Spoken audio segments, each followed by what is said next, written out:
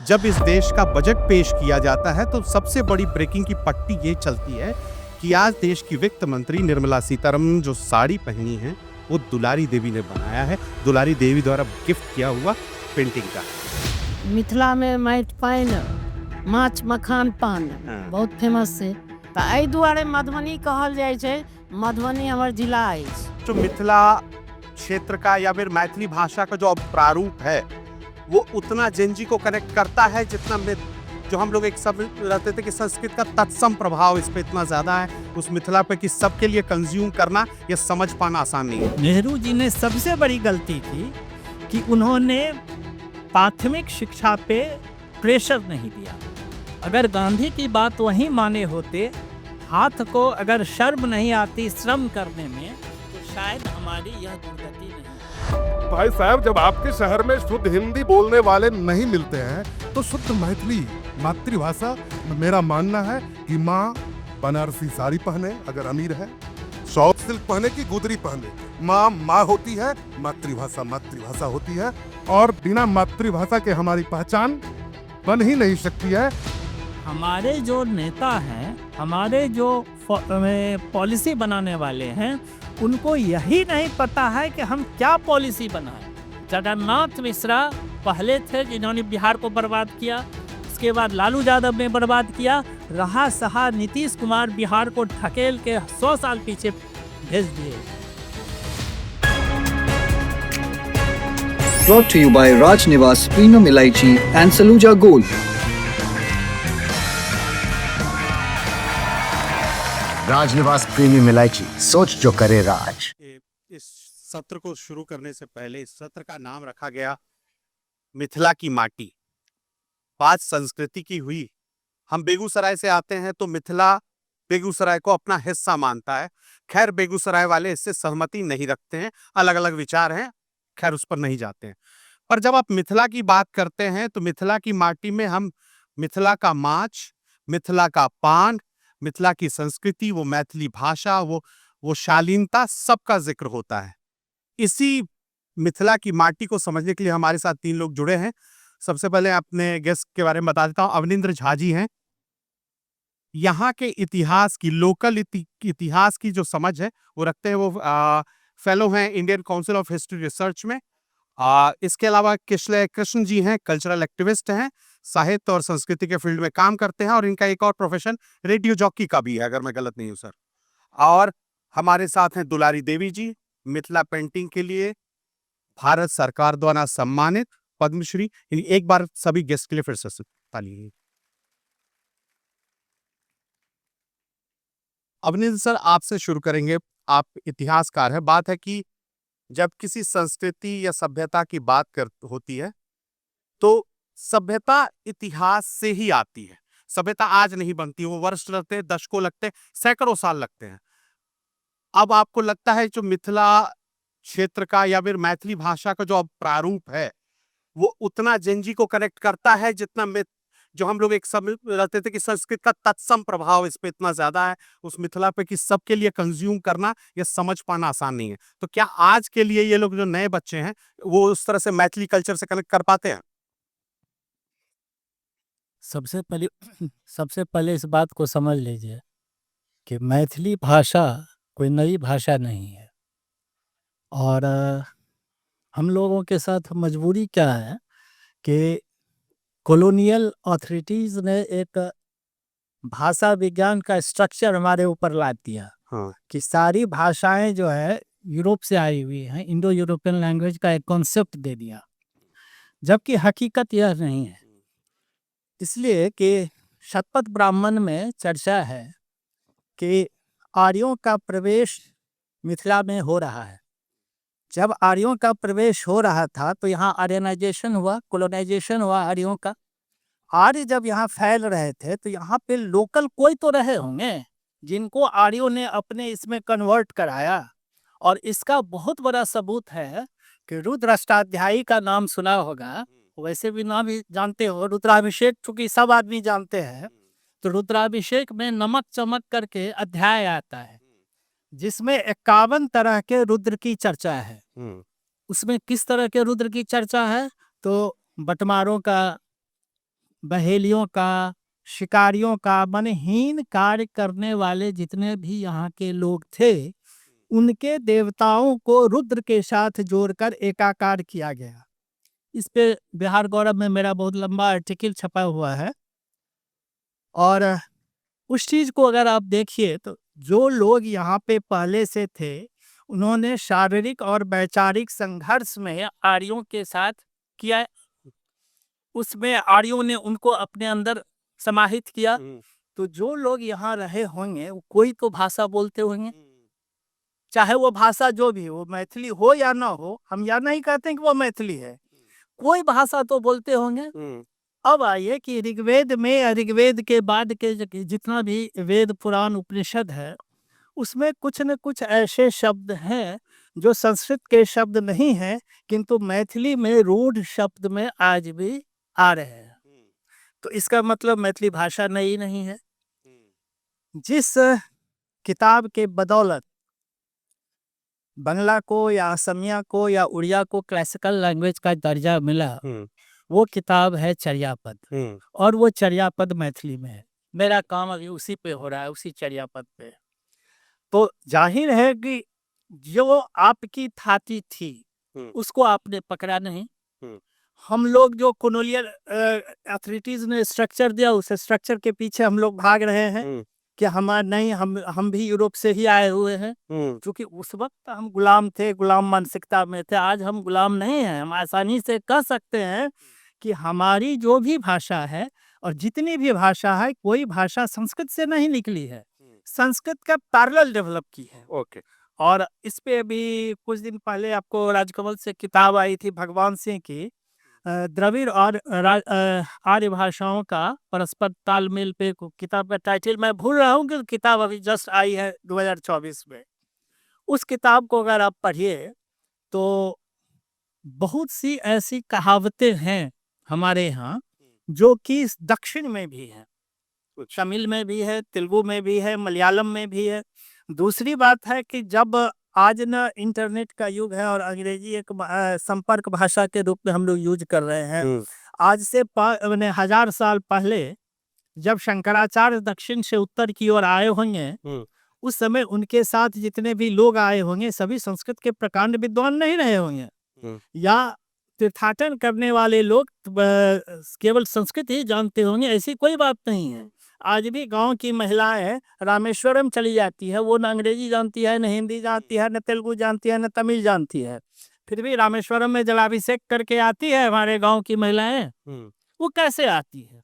कुछ तो ऐसा शब्द है, कुछ तो ऐसी बातें हैं हमारी भाषाओं में कि अगर आप ना भी बोले, इशारों में ही या कुछ भी छोटी कुछ शब्दों में हम अपनी बात सामने वाले को कह पाते हैं।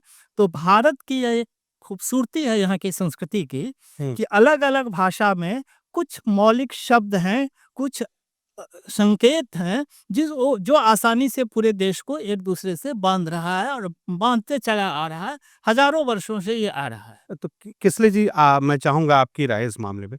आपने भी संस्कृति और सब पे काफी कुछ काम किया है, तो जैसे इन्होंने कहा कि एक कनेक्शन है, एक संबंध है पूरे क्षेत्र में, पर वो संबंध धीरे धीरे क्या होता है ना कि जब बाजारीकरण होता है, व्यापारीकरण मान लीजिए, या फिर एक अलग जो कल्चरल ग्लोबलाइजेशन जिसको हम कहें कि हर कल्चर का विस्तार होता है, तो दूषित सही शब्द नहीं होगा, पर कई बार होती है कि आपकी अपना कल्चर थोड़ा बहुत उसमें मिश्रण होने लगता है दूसरे कल्चर का।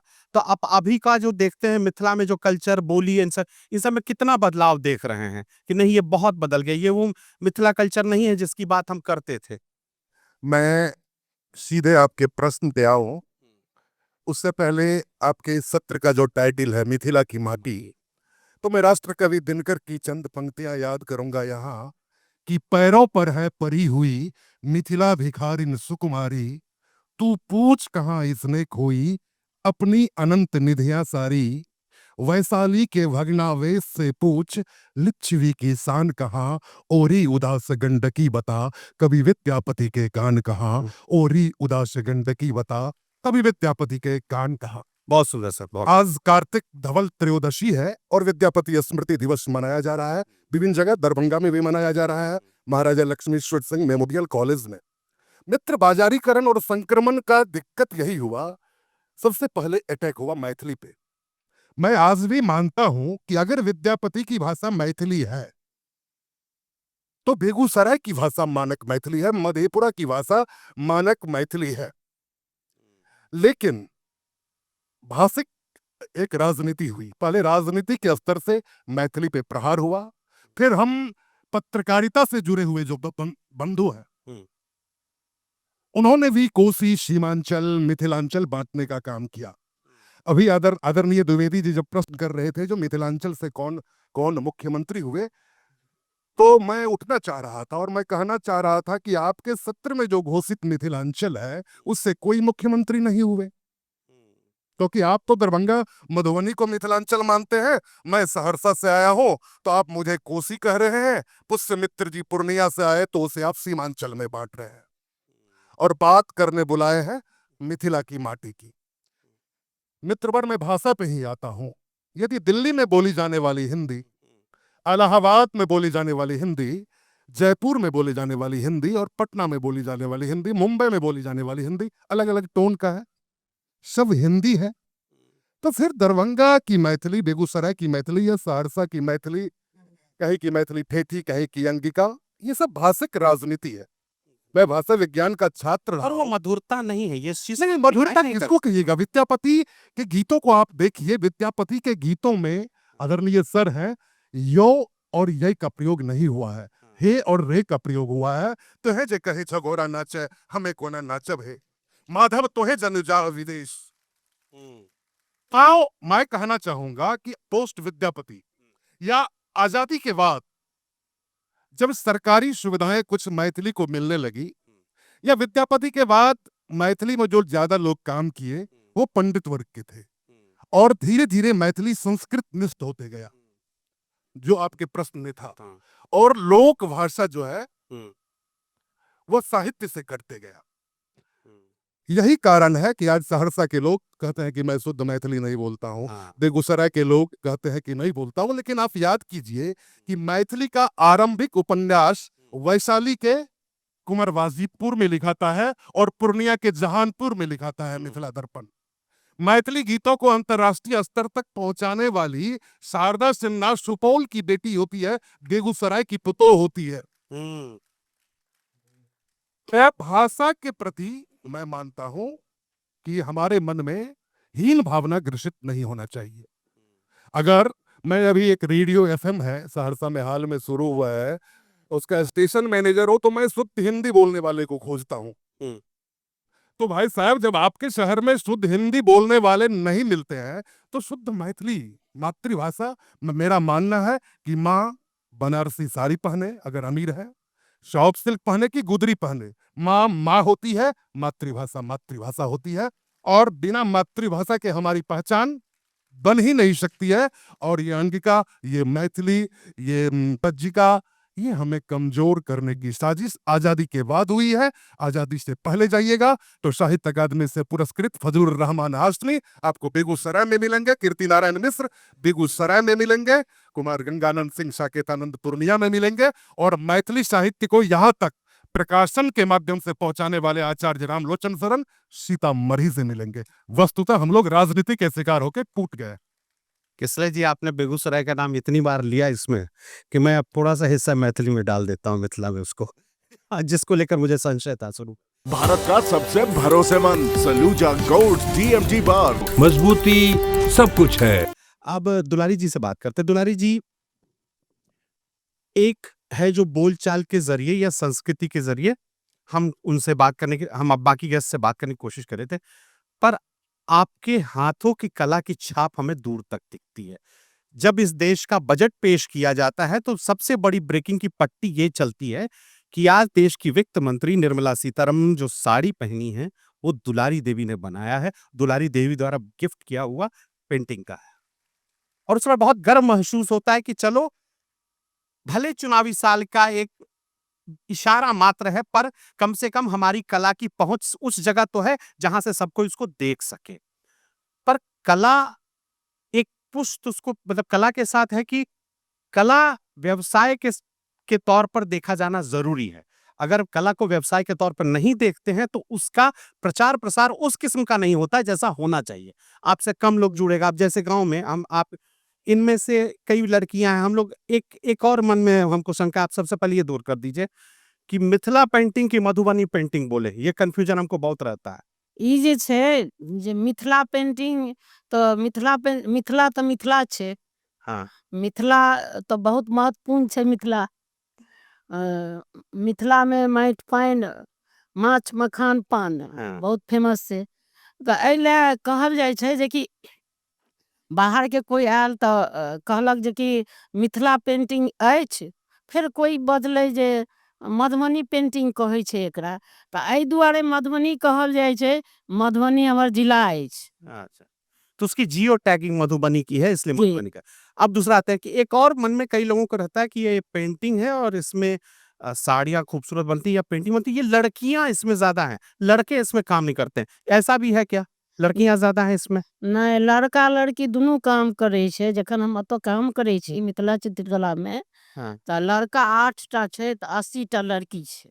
अच्छा, लड़का 8 है तो 80, पर वो अंतर है, बड़ा अंतर है। हाँ, ठीक है। अंतर। तो अब है कि चाहत कितना है, कितना बचवा सब इनमें से, देखिए सब बचवा सब है, कोई इंजीनियरिंग कोशिश कर रहा होगा, कोई डॉक्टरी में होगा, कोई बीपीएससी की तैयारी कर रहा होगा सरकारी।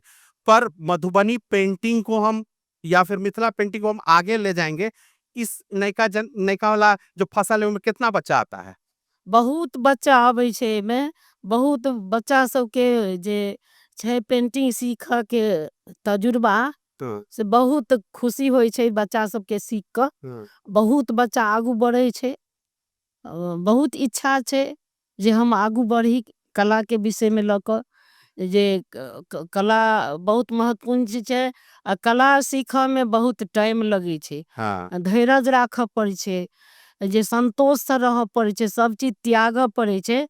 पूजा जैसे मानल जाय छै अपना कला के, हाँ। जे बहुत संतोष से बनबियो तखने कलाकार आगू बढ़ब। और बड़ा आपके पास फिर आएंगे, लेकिन एक सवाल, किसले जी कह रहे थे कि आपने राजनीति ने हमें हिस्सों में बांट दिया, हमें भाषाओं से तय करने लगे। पर राजनीति ने बांटा या क्षेत्र की मांग ने भी उस ओर इशारा किया? मैं वो मिथिला अलग राज्य की मांग की बात कर रहा हूं, जो मांग होने लगी कि मिथिला का एक अलग राज्य होना चाहिए, क्योंकि हमारी अनदेखी होती है। अब पिछले 2 सत्र विकास और बाढ़ के पानी को लेकर चर्चा हो रही थी, तो कई बार मैंने भी फील किया कि गंगा की धार के करीब नहीं होने के कारण मिथिला को नुकसान हुआ है। गंगा के करीबी शहरों का में देखा जाए इंडस्ट्रियलाइजेशन ज्यादा किया सरकारों ने, मिथिला का नहीं हुआ उस किस्म से। पर इस क्षेत्र की जो मांग है, जिस पे मैं आ रहा था, कि जो मांग होती है कि हमें अलग करें, हमारी संस्कृति थोड़ी अलग है, इसको एक अलग पहचान मिलेगी और शायद विकास की धारा ज्यादा तेज होगी। आप इससे सहमति रहते हैं? जब मांग ऐसी हो रही है तो वर्गीकरण तो होगा ही, बंटवारा तो होगा ही। अरे अवनिंद सर, आपसे आपकी बात हम ठीक से समझ नहीं पाए। जैसे हम, हाँ, जैसे किसले सर ने एक बात कहा कि ये तो राजनीति है, उसने हमें बांट दिया। ठीक। सब भाषा एक है, सबका, लेकिन लेकिन मेरा है कि फिर वो अलग मिथिला राज्य का डिमांड क्या है? वो राजनीति वाले कर रहे हैं या फिर यहाँ का लोकल कल्चर उसकी मांग कर रहा है? लोकल लोग जो अपनी संस्कृति को और उत्थान करना चाहते हैं या उसके विकास प्रचार प्रसार पे काम करना चाहते हैं, उन्हें लगता है कि एक अलग राज्य ही रास्ता मात्र है मेरे लिए। यह तो सोच पे निर्भर करता है। हम्म। पहली बात, इस चीज को ऐसे देखिए कि 8वीं शताब्दी ऑनवर्ड्स मिथिला से भयानक माइग्रेशन हुआ है स्किल्ड लेबर का। न पढ़े लिखे जो पंडित थे, पूरे हिंदुस्तान में जितना रजवाड़ा था, उसके जितने न्यायिक होते थे, न्यायाधीश होते थे, सारे के सारे मैथिल ही होते थे। ठीक। आज के दिनों में स्किल्ड और अनस्किल्ड दोनों लेबर का माइग्रेशन हो रहा है। आपके यहाँ अपॉर्चुनिटीज नहीं है। क्यों नहीं है? वह कौन क्रिएट करेगा? वह शासक वर्ग क्रिएट करेगा। अब स्थिति यह है कि लड़का स्कूल गया, मैट्रिकुलेशन किया, उसको नहीं पता है कि मैट्रिकुलेशन के बाद उसको क्या करना है, वो कॉलेज में एडमिशन ले लेता है। वो ग्रेजुएशन किया, उसको नहीं पता है कि ग्रेजुएशन के बाद क्या करना है, वो पोस्ट ग्रेजुएशन करने लगता है। और यह एक सीरीज है कि जाते जाते वो पीएचडी कर लेता है, उसके बाद घर बैठ जाता है। हमारे यहाँ सबसे बड़ी समस्या हुई है कि जिस दिन यह देश आजाद हुआ, नेहरू जी ने सबसे बड़ी गलती की कि उन्होंने प्राथमिक शिक्षा पे प्रेशर नहीं दिया। अगर गांधी की बात वहीं माने होते, हाथ को अगर शर्म नहीं आती श्रम करने में, तो शायद हमारी यह दुर्गति नहीं होती। आपको बड़ा आश्चर्य लगेगा कि मैं इतिहास के पन्नों से ही बात कर रहा हूँ। आज से 150-200 साल पहले, मैंने 1810 की बात मैं कर रहा हूँ, बुकानन का रिपोर्ट है, सर्वे रिपोर्ट, उस रिपोर्ट के आधार पे मैं कर रहा हूँ। यहाँ पे बड़े घरों की औरतें, बड़े घर का मतलब है जो कि पैसों से संपन्न थे, आर्थिक तौर पर आर्थिक रूप से, उस घर की औरतें चौका बर्तन नहीं करती थी, घर निपने का काम नहीं करती थी। ठीक, वो करती क्या थी? तो वो केवल खाती थी और घर में बैठी रहती थी, किंतु उसकी आमदनी जो है उस पूरे परिवार के आमदनी से अधिक होती थी। एक औरत, बड़े घर की औरत जो काम नहीं करती थी, उस औरत की मासिक आय उस पूरे परिवार के मासिक आय से अधिक होती थी। और वो मासिक आय इतना होता था, इससे अंदाजा कीजिए कि आज किसी भी एमएनसी के टॉप रैंक जो वाइस प्रेसिडेंट रैंक में अगर कोई कर्मचारी होगा, वो आईआईएम या हार्वर्ड से पढ़ के मैनेजमेंट आया होगा, उसको भी शायद उतना सैलरी नहीं मिलता है जितना सैलरी उन औरतों को घर बैठे मिलता था। कैसे मिलता था? उनका वो घर का काम नहीं करती थी, हाथ का ये चीज जो है पोर, वो बड़ा सॉफ्ट होता था। सॉफ्ट होता था तो बड़ा पतला धागा काटती थी। वो धागा से जो कपड़ा बनता था वो विदेश के बाजार में बड़े ऊंचे दामों में बिकता था, और उन औरतों को भर दिन में सूत काटने के एवज में 8 आना पैसा मिलता था। उस जमाने में 8 आने का मतलब हुआ 8 बने आधा भरी सोना। आधा भरी सोना आज के डेट में 60,000 रुपया, आज उसकी कीमत है 70,000 रुपया। तो आज अंदाजा कीजिए कि कितना भी क्वालिफाइड महिला हो, तो वो आज के डेट में अगर डकैती ना करे तो 70,000 रुपया रोज नहीं कमा सकती है। वो औरतें घर में बैठे 70,000 रुपया रोज कमाती थी। उसी से आपका पूरा का पूरा इकोनॉमी उन औरतों पे निर्भर करता था। अंदाजा कीजिए, इस यहाँ की माटी इतनी उपजाऊ थी, इतनी बिकाऊ थी कि पूरा दुनिया एक जाति क्रिएट हो गया इससे सॉल्ट पीटर बनाने के लिए। हाँ। तो हमारे यहाँ पैसों की कमी नहीं थी, स्किल की कमी नहीं थी, हर चीज था। कालांतर में धीरे धीरे वो सेक्टर जो आपका बैठता चला गया। किसी भी सरकार ने आज़ादी के बाद उस सेक्टर को जिंदा करने का कोशिश नहीं किया। हम लोगों को याद है कि हम लोग जब स्कूल कॉलेज में पढ़ते थे, स्कूल में, तो हम लोग को कतली काटना सिखाया जाता था स्कूल में। आप हमारे एज ग्रुप के जितने भी आदमी होंगे, वो अगर स्कूल गए होंगे तो प्राइमरी एजुकेशन में सबको कतली काटना सिखाया होगा। आज का कोई बच्चा कतली काटना, पीर बनाना नहीं जानता होगा। आप लोग में से किसको नहीं होगा। हाँ? जो 60 प्लस में होंगे, वो जो अपने स्कूल के दिनों को याद करेंगे, तो कतली काटना, चरखा काटना उस समय में स्कूलों में सिखाया जाता। हम आज़ादी के बाद की बात कर रहे हैं।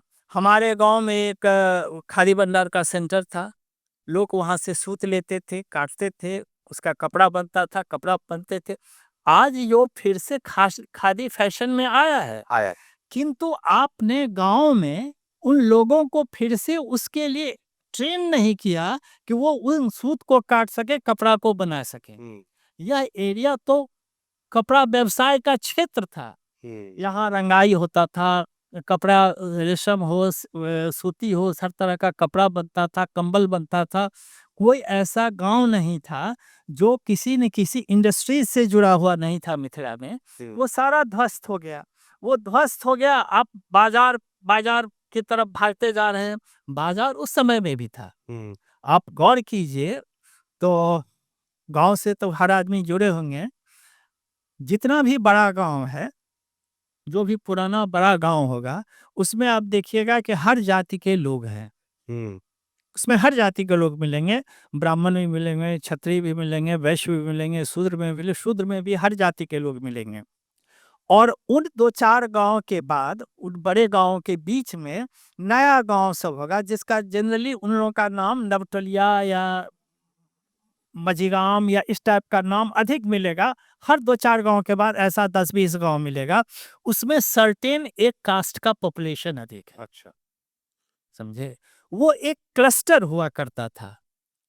आप यहाँ भी जाइएगा, दरभंगा शहर ही जो है, यहाँ पे हाथी नहीं होता था, सोना नहीं होता था, किंतु पूरा का पूरा बंगलागढ़ एरिया जो है कुमार स्वर्णकारों का गढ़ था। यहाँ पे सोना का काम होता था, हाथी के दांत का काम होता था और यहाँ से विदेश जाता था। इस शहर की अपनी एक खासियत थी।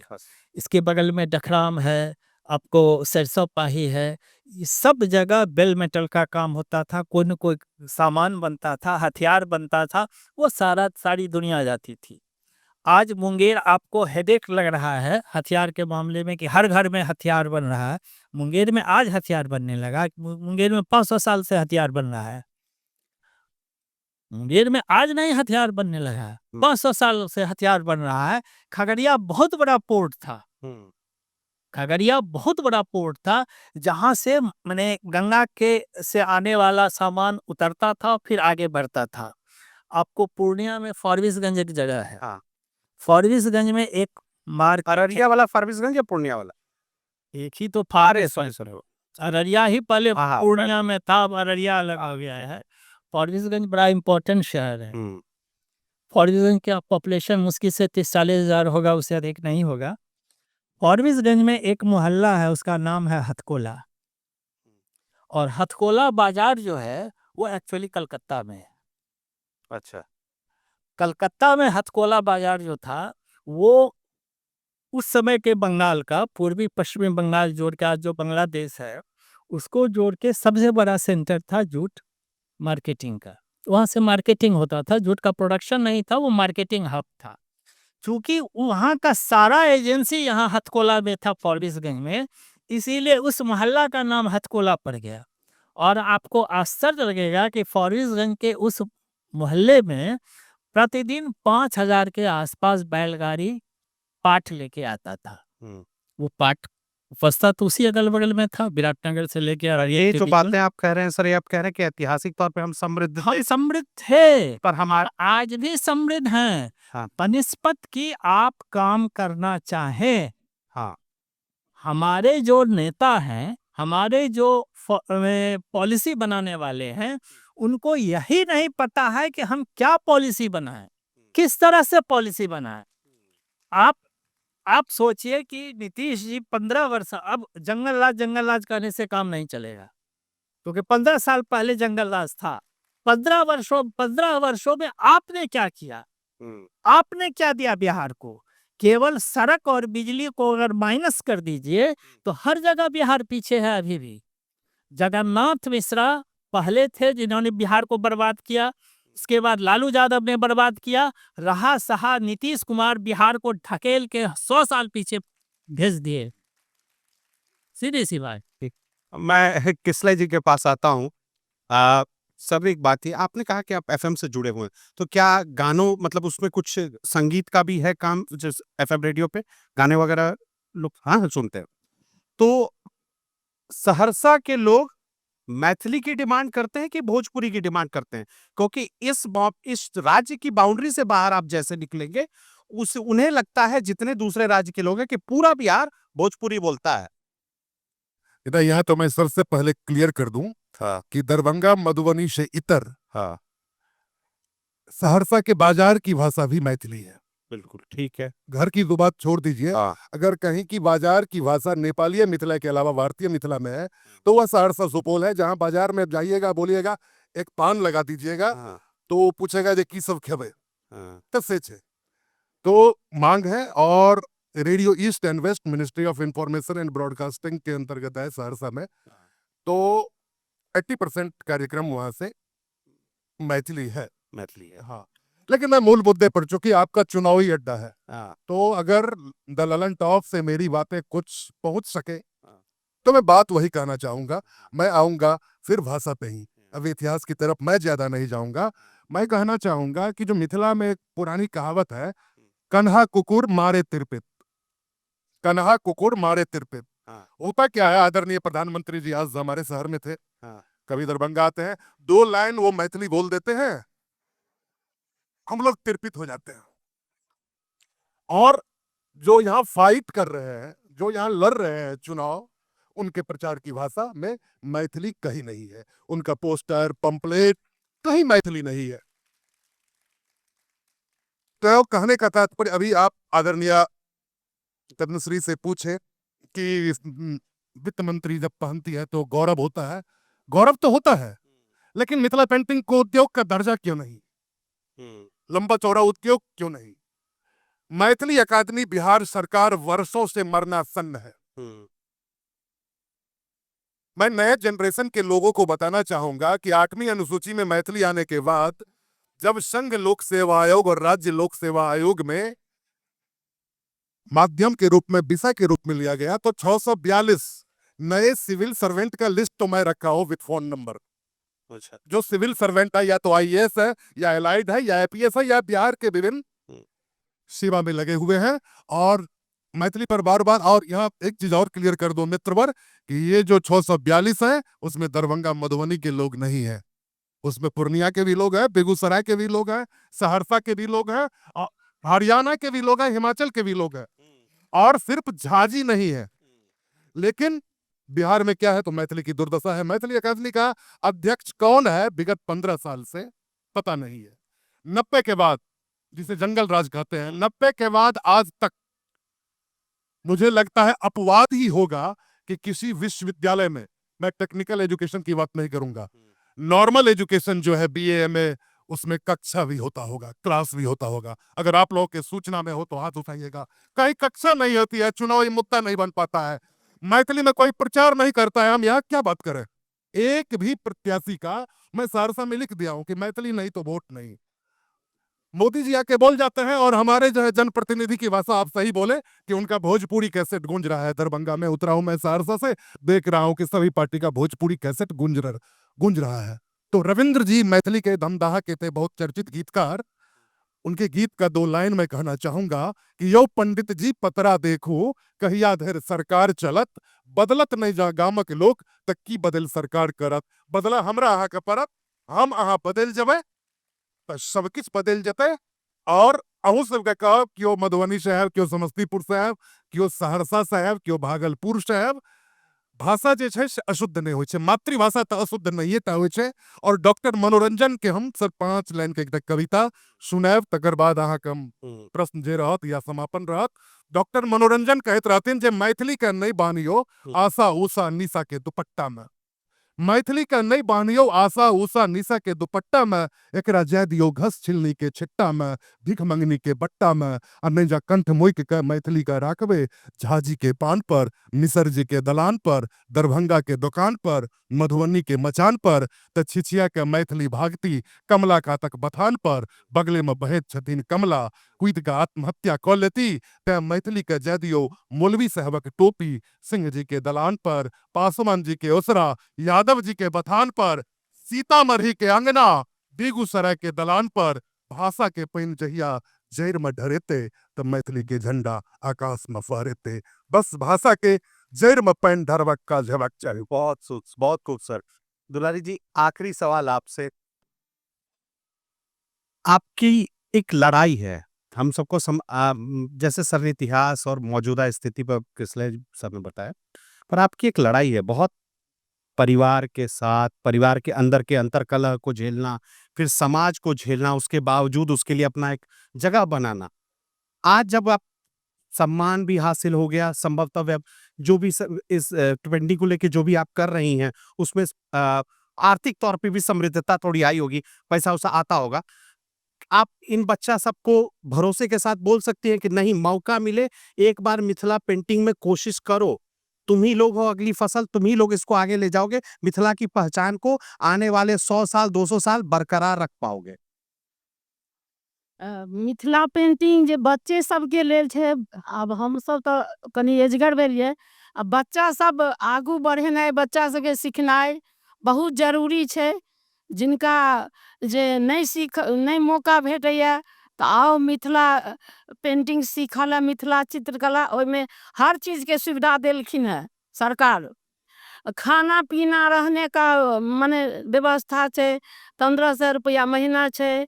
डिग्री कोर्स के छे 3 साल के, सर्टिफिकेट कोर्स के छे 6 महीना के, जेमे हम अपने रहे छी ओही ठाम 4 साल से नौकरी करे छी। हम ओते पढ़ल लिखल नहीं छी, जखन हमरा इंग्लिश नहीं आवे या हिंदी नहीं आवे, थोड़े थोड़े हिंदी बाज ले छी।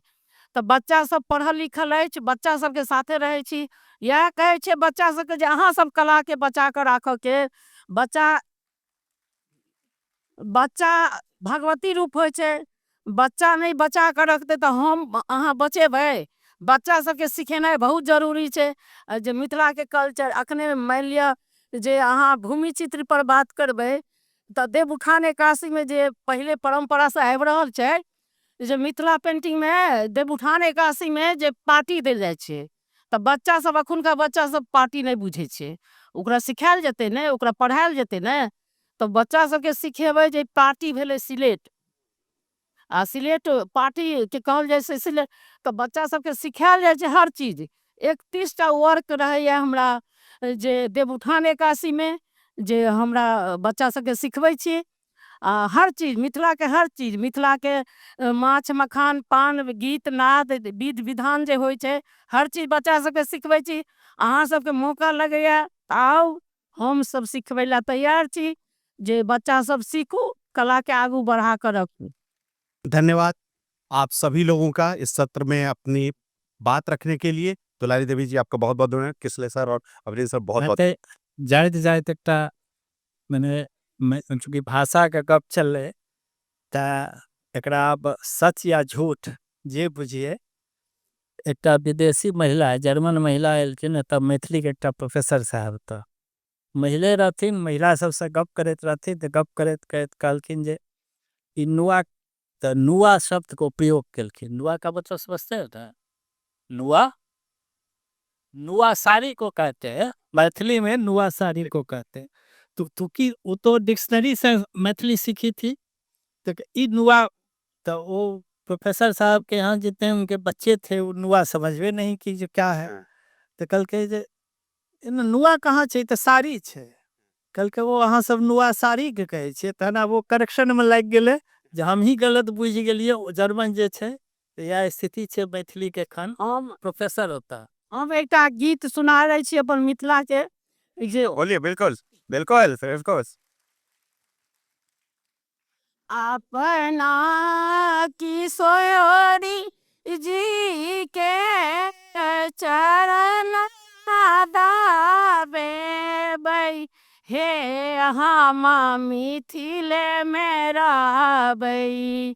साग पात तोरी तारी गुजर कटेबै हे हम मिथिले में रहबै।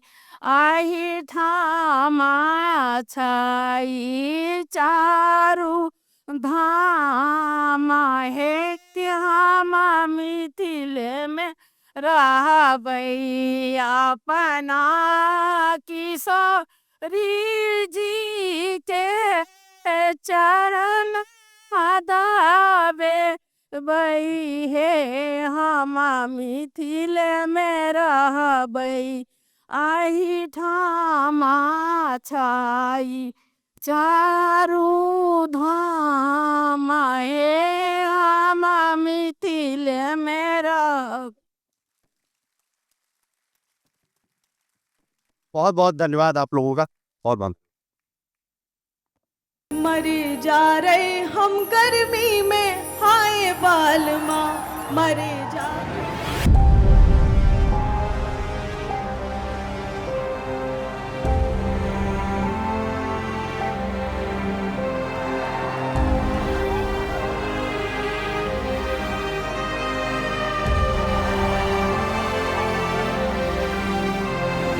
यहाँ पे सब कुछ देख के मेरे को लग रहा है दुनिया जी ली भाई। And each and every citizen of India is soldier of India.